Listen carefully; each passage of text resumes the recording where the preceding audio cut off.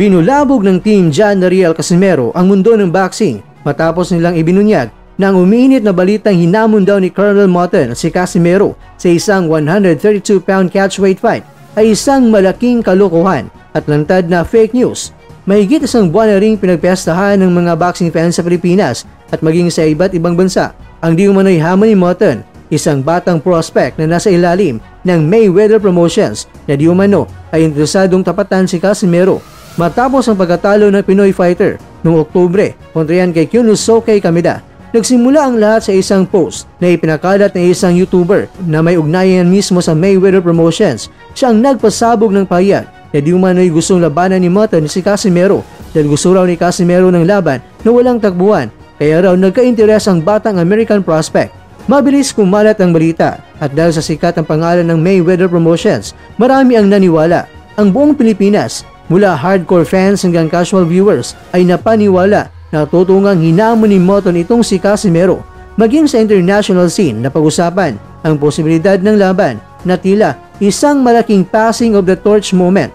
Pero hindi alam ng karamihan, wala palang katotohanan ang lahat ng mga ito.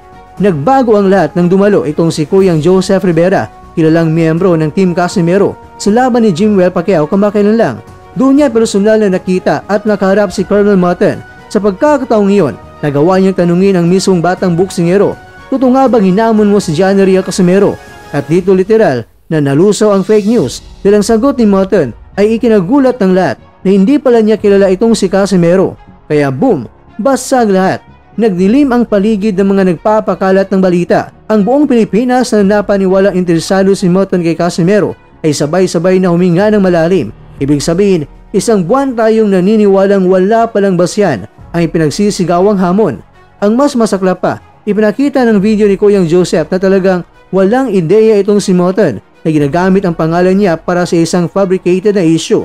Ibig sabihin, habang nagkaroon pa ito ng traction online, si Motton mismo ay clueless na nagsusumigaw daw siyang hamunin si Casimero. At kung may dapat mainsulto, hindi si Casimero, kundi si Motton mismo, dahil kung tutuusin, kilala siya dahil nakakabit ang pangalan niya kay Floyd Mayweather Jr. Pero narumihan ang kanyang pangalan dahil ginamit siya ng iba para gumawa ng clickbait at maling impormasyon. Kung hindi dahil sa ambush interview ni Kuyang Joseph, malamang ay patuloy pa rin na isinusubo sa publiko ang maling balita. At baka hanggang ngayon ay naniniwala pa rin ang maraming mga Pinoy na totoong hinamon nga ni Motton itong si Casimero.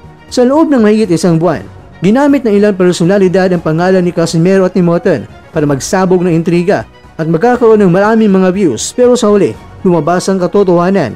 Isang malaking gawa-gawa ang di umano'y hamon na 132 pounds catchweight fight ni na Motton at ni Casimero. Kaya ngayon, malinaw ng lahat.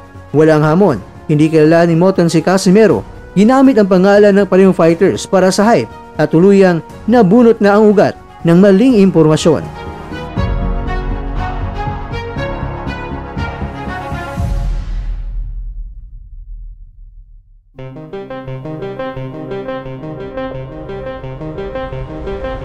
Mga kakwento, dapat din natin kilalanin ang pagpapahalaga ng Team Casimero sa katotohanan, imbis na manahimik at hayang lumaki at kumupal ang fake news.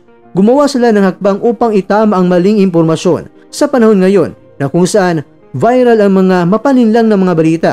Mas lalong malaga ang paglalabas ng malinaw at diretsong katotohanan. Sa ngayon, tahimik na ang issue ay isang bagay na napatunayan sa lahat ng ito.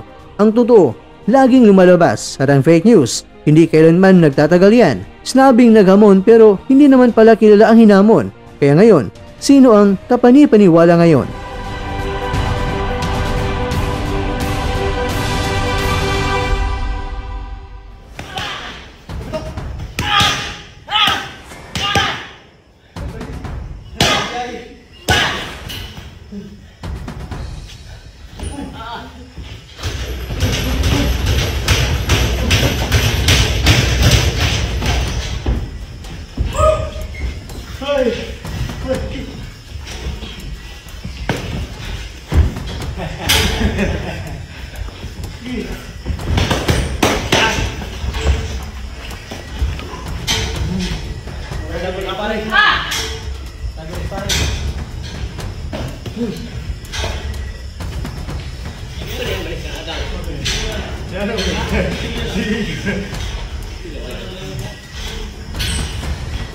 Boom!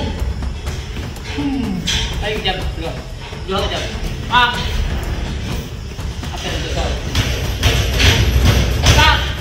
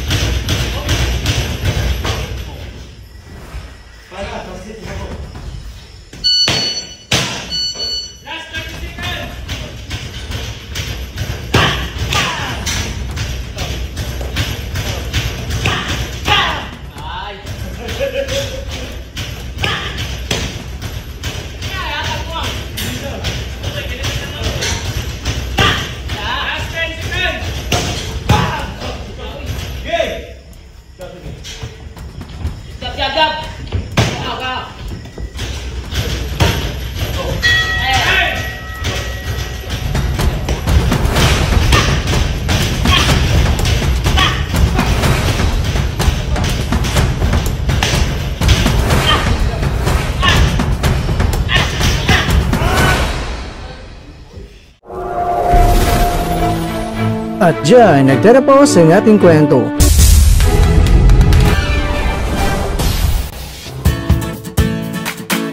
Maraming salamat mga kakwento sa inyong panonood. Pero baka naman mga kakwento ay nagustuhan niyo po ang kwento natin ngayon. Baka pwede niyo po akong mabigyan dyan ng like, subscribe at pa-click na rin sa bell button.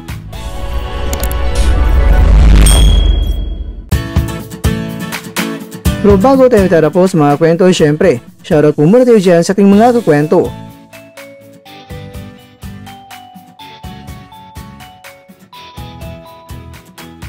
At ikaw kwentong nanonood ngayon, shoutout sa iyo dyan. Bueno, ganito na po muna ang ating kwentuhan. At abangan nyo na po ating susunod na video. At dito lang po yan sa isang channel na kung saan maaring ito'y mga kwentong di pa na kwento sa inyo.